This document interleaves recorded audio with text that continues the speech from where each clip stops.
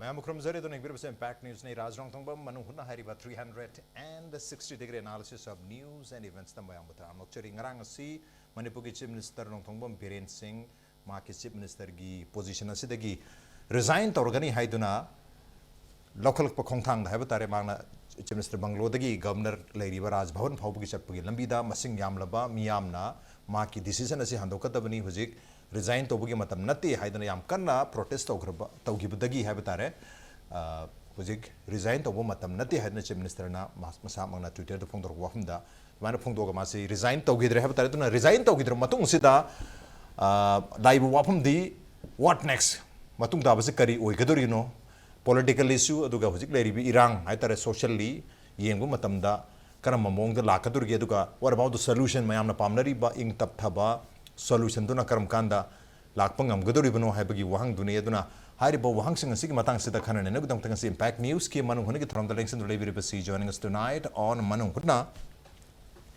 Senior journalist Oja Ahongshangbam Mobi ne ham taruja Mobi Tranokcheri. Welcome to the show. Appreciate you joining. Also joining us, retired history professor Oja Professor and Joykumar ni Oja Joykumar Bisu Tranokcheri. Welcome to the show. Appreciate you joining too. And also joining us, Federation of Civil Society Organization FOCS Manipur ki President Oja Manihar ni Oja Manihar Bisu Tranokcheri. Welcome to the show. Appreciate you joining too. Aduga